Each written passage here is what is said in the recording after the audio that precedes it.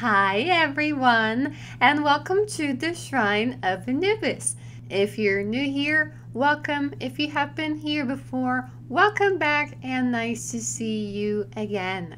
So, for tonight's topic, it's almost 7, so whatever. For tonight's topic, I want to talk with you about an interesting topic and question that I never really considered before. But while thinking of a topic to speak about in this channel with you, it just came to mind and I found it very interesting because I have seen this happen, but it's something that you don't really think about until you receive the question. And again, I didn't receive the question itself. I just had it come to mind while pondering on what topic I could talk about for this week's video. So, should you make offerings to the dead? So, first of all, before I get into this video, let me know down below in the comments section. Do you offer things to the dead or not? Why or why not? Let me know what you think, because I am very curious to know, because I've never really put any thought into this before.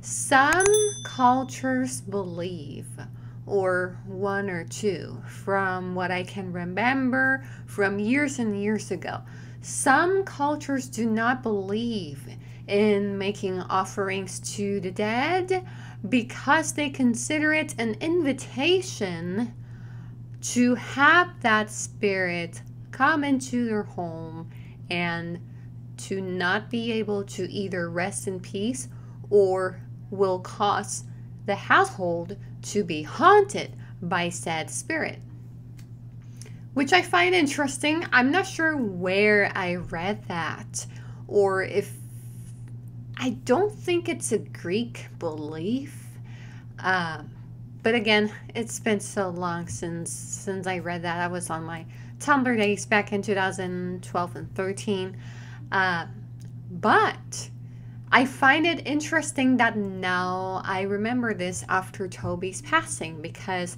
2 weeks ago when Toby passed away, the first thing I did, besides the death ceremony, the first thing I did later on was to offer him bread and water.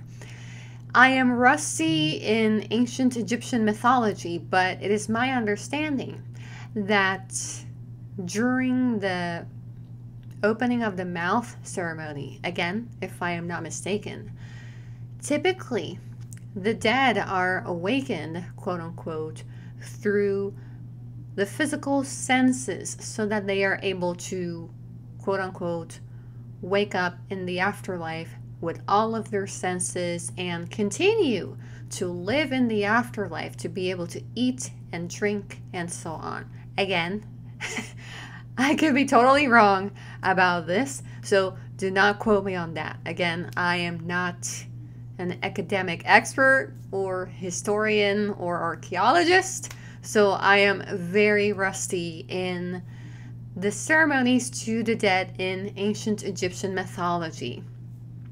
So, that is technically why I offer Toby bread with water, as a symbolism for him in my mind and heart, for him to awaken in the afterlife and be able to both eat and drink. And I am sure there were, back in the day, the other senses were also involved during the ceremonies. However, I'm poor, so I could only have a little bit of bread and water for his altar. And to be honest with you, I have not had any hauntings in my home.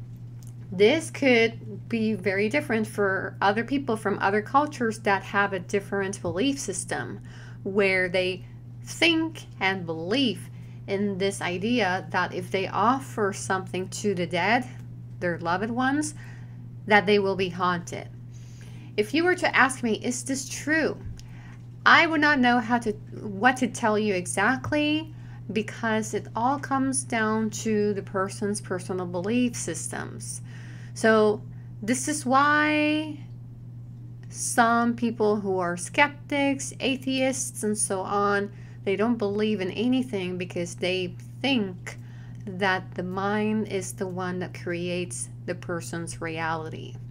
So I would not know what to tell you in regards to this, but if you live in fear, obviously you will become a magnet because you are lowering your vibration to be a match for these lower vibrational beings from the astral plane.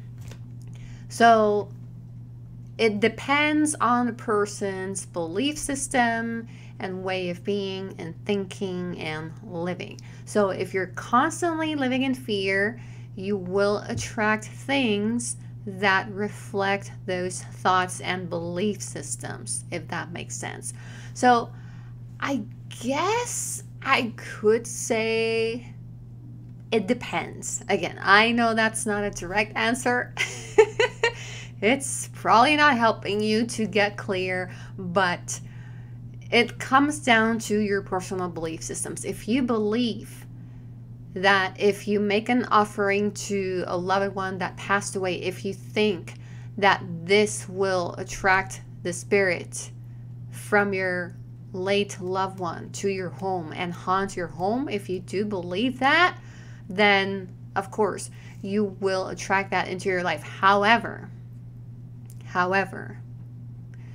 that spirit haunting your home may not even be that family member at all. And it's just some astral parasite or some other type of spirit or entity that you may have attracted with your own mind due to your own low vibration that is magnetizing this entity to your space, to your auric field, to your energy, so to speak. So, should you make offerings to the dead? That is the question of this whole video. Well, to be honest, that is up to you. But again, if you live a life in fear constantly, if you believe that if you do, you will bring this spirit from your loved one to haunt you, if you believe that you are believing in fear. And if you believe in fear, you believe that you are unprotected and that your guides don't give a shit about you, or your gods and goddesses, ancestors, and so on. I may have to cut this video because it's storming outside and I will have to turn off the computer. So you might see a difference in lighting outside later. It'll switch to nighttime probably soon. But like I mentioned, if you believe in fear, you believe you are unprotected and that your guides don't give a shit about you and in protecting you and caring for you. But if you believe that making offerings to the dead is only going to bounce back through blessings and love and protection, companionship from the other side, that is what you're going to attract to your space and into your life, into your energy, into your auric field. So you have to elevate your vibration and change your mindset and switch it from fear into love. So you have to be careful who you are around and how they influence you, because sometimes it all comes from an external point of view, an external story that shapes your reality and your way of thinking.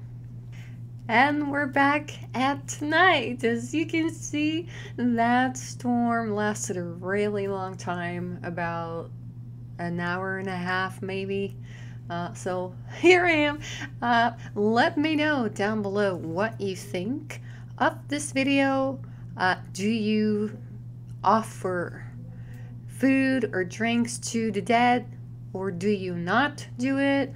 Why do you do it, or why do you not do it? I am very interested in, of course, knowing what you have to say, even if sometimes I don't respond.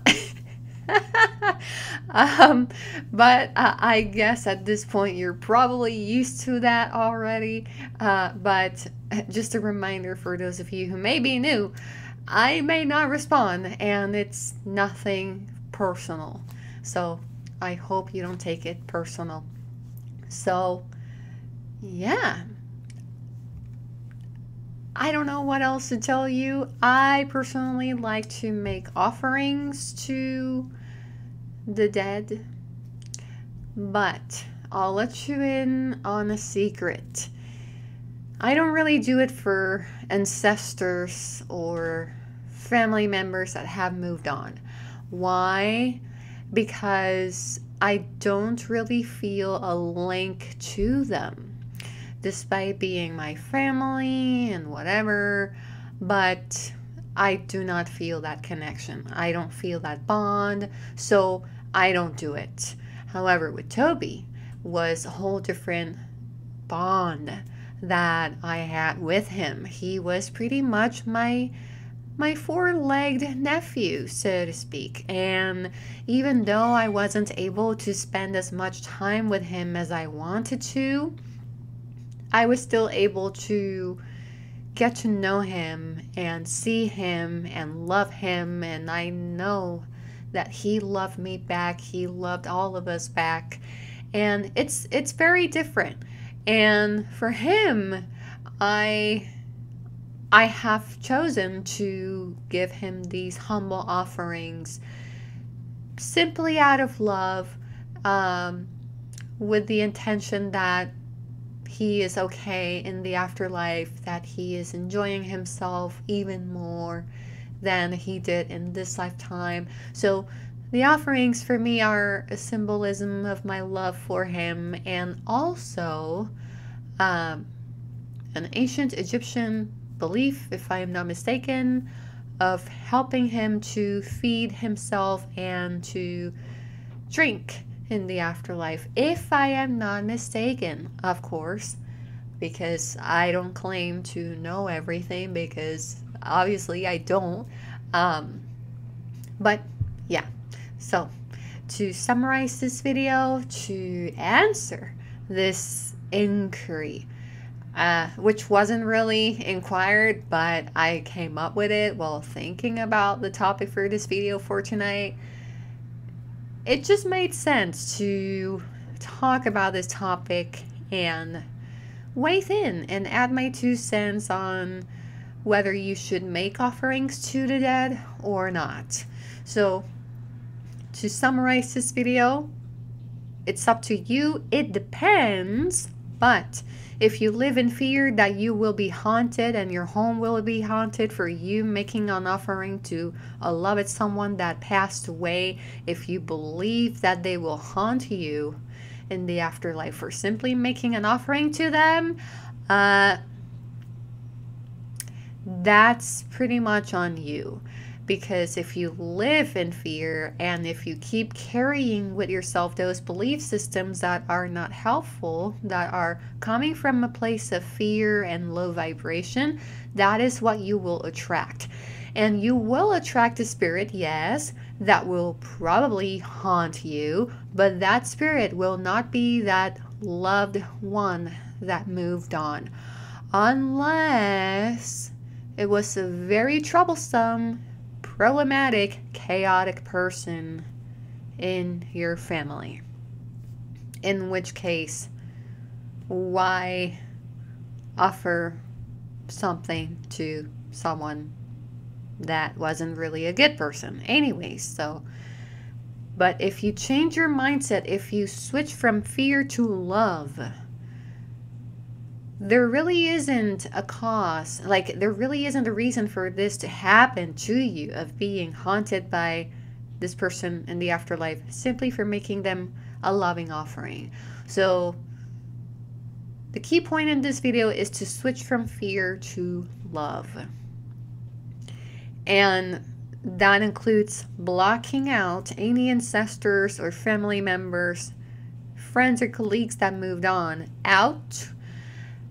who do not come from a place of unconditional love, people who were bad in their lifetime here on earth. You do not want to work with every spirit within your ancestors, within your late friends and such, because not everyone was a good person, especially far back ancestors. You really want to be careful with who you work with, who you invite in, and be specific in your wording when you make an offering if you work with your ancestors.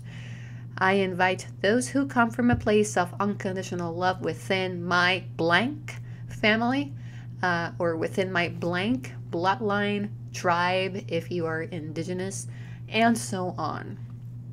The more specific you are, the more you will be able to filter out problematic and chaotic ancestors.